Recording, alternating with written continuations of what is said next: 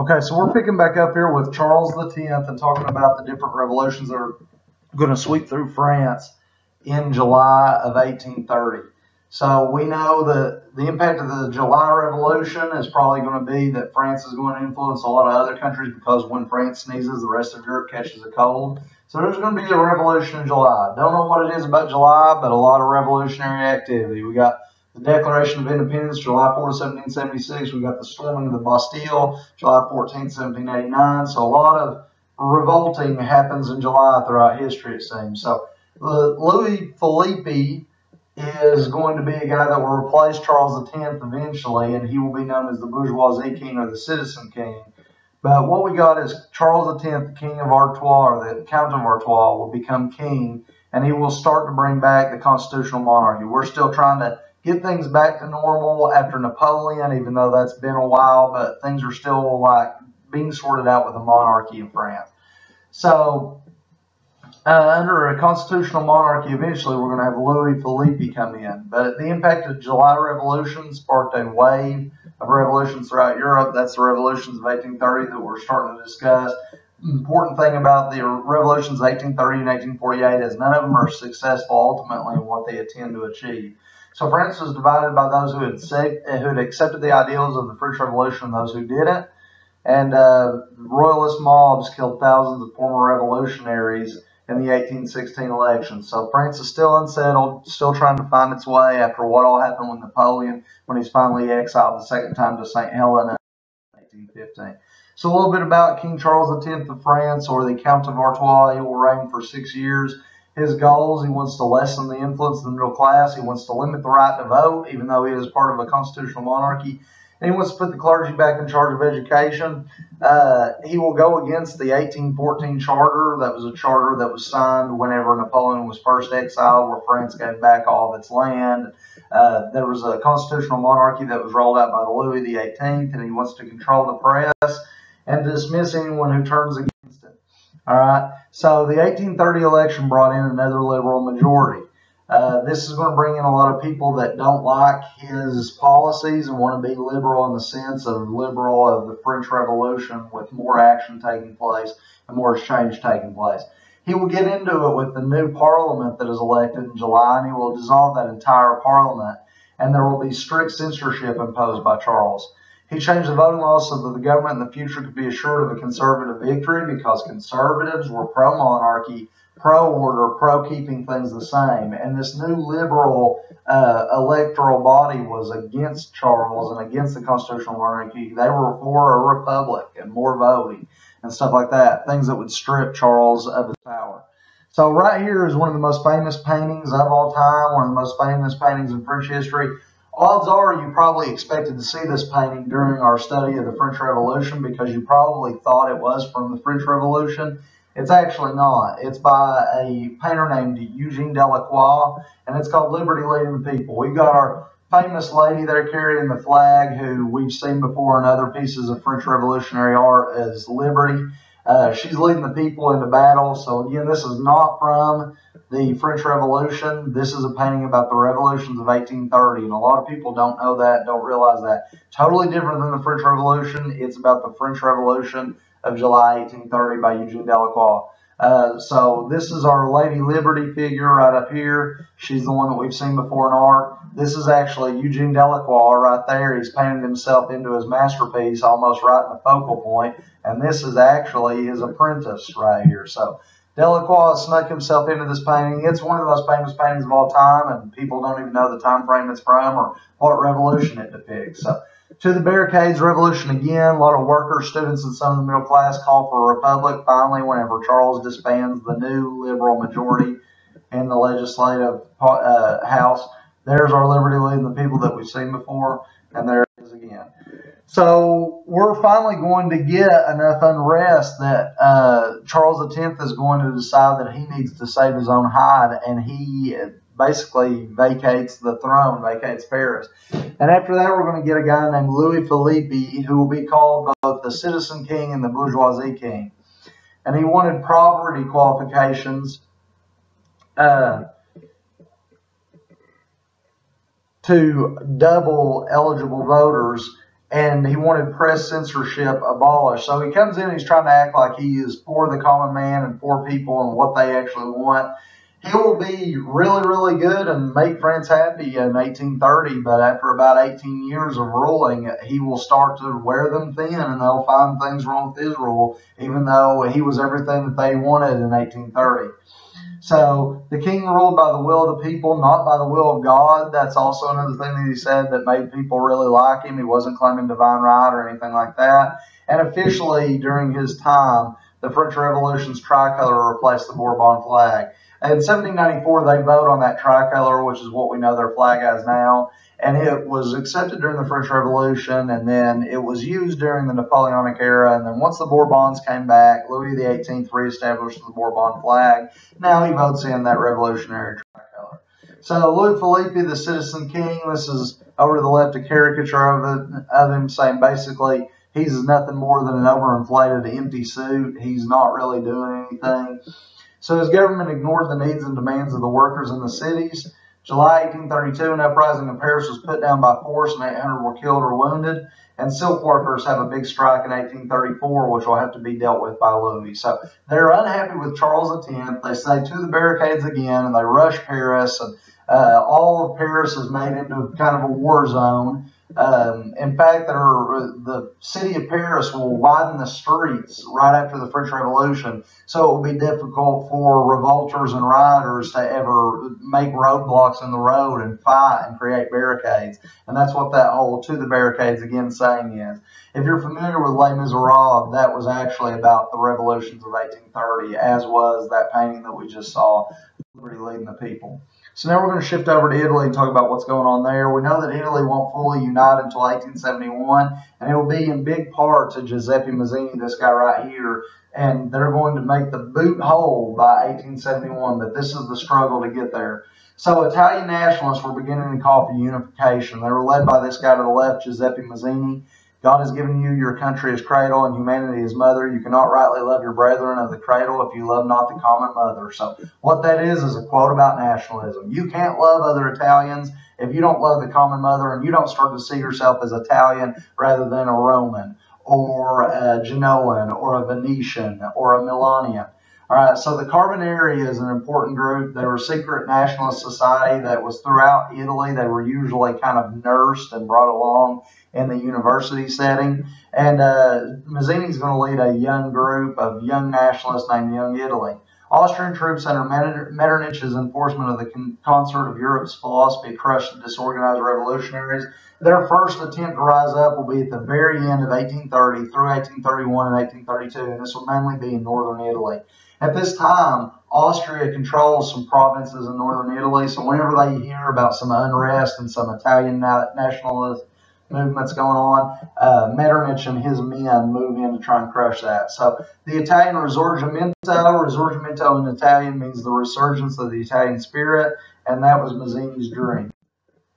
So now we move on a little bit. We'll come back and we'll talk about how Italy gets fully unified. That was just kind of here's what's going on in Italy in 1830, because the revolutions of 1830 started in France and spread throughout Europe, because when France sneezes, all of Europe catches a cold. So we'll come back and talk about how Italy fully unified shortly. So the Carlsbad Decrees of 1819 had effectively restricted freedom throughout Germany. Germany was getting pretty conservative. They didn't really like liberalism and nationalism. They were trying to keep people down. They were trying to stop the teaching of liberalism in universities and so on. So, yet liberal and nationalistic desires for German unification were easily crushed by Metternich's domination of the German Confederation of the Bund and his influence on Prussia. So, we've got a power struggle going on for the loose Germanic Confederation of the Bund between Prussia and Austria. Belgium, 1830, they will witness themselves a little revolt, a little bit of a revolution during this time. They were trying to revolt against the Netherlands and against Holland, who they'd merged with earlier. This was probably the most successful one of the revolutions of 1830, because it will lead to Belgium carving itself out of the Netherlands. But again, none of the revolutions of 1830 or 1848 are totally successful. So the Belgian Revolution of 1830, got a piece of art there about that. Poland, 1830. Nicholas I of Russia will crush a nationalistic uprising in Poland in 1830 because Russia is dominating Poland right now, and no one wants Poland back on the map. If you remember, during the mid to late 1700s, Poland was partitioned 3 different times by Catherine the Great and Prussia and Austria. Well, now Nicholas has proclaimed himself kind of the king of Poland, based on what was drawn up and decided in the Concert of Europe and the Congress of Vienna with Alexander I as the ruler of Russia, proclaiming that he could be Tsar of Russia and King of Poland at the same time. So that's where that's coming from. Prussia established something that we're going to talk about, and it's going to be the Zollverein in 1834. And the Zollverein was like this economic union that came together of 17 German states, which would eliminate tariffs, which would eliminate internal taxes, and which would set a precedent for the Germanic states to get along, start to share a currency, start to share ideas for a greater good, and a union of ideas and interests. It was pretty liberal, and it did not include Austria, but it did kind of include parts of Prussia. So stirring the Polish nationalism right there. 1830, this was the bloodiest struggle of the 1830 revolutions. Because the Russians rule everything they've got with an iron fist. They will try and keep the Poles down. And rumors reached Poland that Nicholas I was planning to use Polish troops to put down the revolutions in France and Belgium. And they didn't like that. They didn't want to be putting down other revolutions. They wanted their own revolution. So it really got a little dicey in Poland there for a little bit in 1830. And Russia and Poland are fighting against each other. Russia's trying to hold on to Poland. Poland's trying to fight back.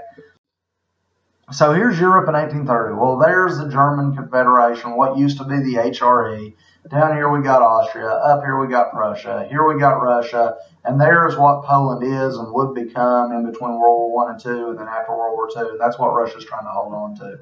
So everywhere in green is a territory with revolt in 1813. So you got Belgium, you got France, you've got Russia, you've got Poland. And then not a lot is really going on in Austria and Prussia yet, but there will be some activity later.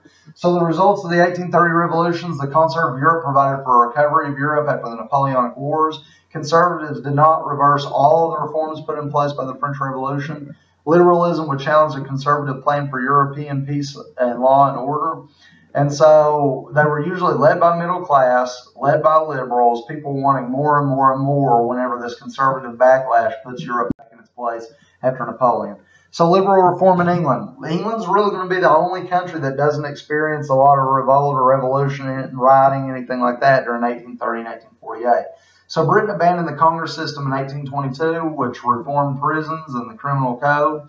They allowed membership in labor unions. They established an efficient metropolitan police. England is starting to become very liberal. They will become liberal on their own through political decrees and through law and through order and justice rather than through violence and bloodshed and revolt and overthrowing the government. So in 1673, the Test Act was repealed, which allowed Catholics or Jews or basically anyone to hold office. It didn't make there only be Anglicans hold office. The Catholic Emancipation Act of 1829 was passed that granted full civil rights to Roman Catholics. So for the first time since Henry VIII in the mid-1500s, Catholics have full rights in England. And that's kind of crazy to think about because Catholicism has dominated all of Europe. And we're passing the law in England in 1829, almost 300 years after what all Henry VIII does with the separation of the English Reformation from the Catholic Church and the Act of Supremacy and Act of Succession and Act of Restraint of Appeals, which were all late 1520s and through the mid-1530s. Finally, Catholics have full rights in England, which is insane to think about, really. Earl Grey was the leader of the Whigs. That's him over here to the left. And he was asked to be the new king, George IV, and to form a new government in 1830. So the Whigs were heavily supported by the middle class. Tories are conservatives, Whigs are a little bit more liberals, and Earl Grey is going to be their Whig leader. And yes, if you are a tea drinker, Earl Grey is why that tea is named Earl Grey tea. So we get the Reform Bill of 1832, and this is considered a major milestone in British history. 6% of voters in England could vote before 1832. After 1832 with the Reform Bill, 12% can. That doesn't seem like a lot, and it's not a lot, but that includes no women, obviously no children, and all kinds of people living throughout the British provinces who don't meet the criteria to be able to vote, like owning land or a certain amount of income, etc. This also eliminated rotten boroughs. For a while, boroughs would send gentry or send people to the House of Lords and House of Commons in Parliament, and a lot of these were rotten boroughs. And a rotten borough was just a small, tiny village that was dominated by one family and always voted themselves in to be able to go to the House of Commons. And they got rid of those because they were really, really small, and it was basically like a neighborhood of the same family that was voting this person or this family, this gentry member, to go and represent them in the House of Commons. So we're going to have labor reform, the Factory Act of 1833. We're going to have no child labor under age 9. Yes, children under age 9 were able to work in Britain before this. Now it restricts kids under 9, which is crazy. Slavery was fully abolished throughout the British Empire starting in 1831 and fully done, as you see there, in the British West Indies by 1833. So for a little bit of perspective, France totally outlaws slavery everywhere in all their territories by 1831. Britain starts in 1831, and they totally outlaw slavery by 1833. And America doesn't do that same thing until 1866, after we fight a huge, almost 4-year 1861 to 1865 Civil War over the issue about slavery. And then, after we fight a war and the North wins that war, we finally outlaw slavery starting in 1866. Well, it actually starts a little bit before with the Emancipation Proclamation, but it doesn't go full effect nationwide until after the Civil War in 1866 as terms of Reconstruction. So that's your U.S. history lesson of the day. The Poor Law of 1834 required healthy unemployed workers to live in workhouses. The Mines Act of 1842 prohibited child labor in mines. And these are really, really important. We'll talk some about those during the Industrial Revolution as well as now. 10-Hour Act of 1847 limited work hours for women and children to 10 hours per day.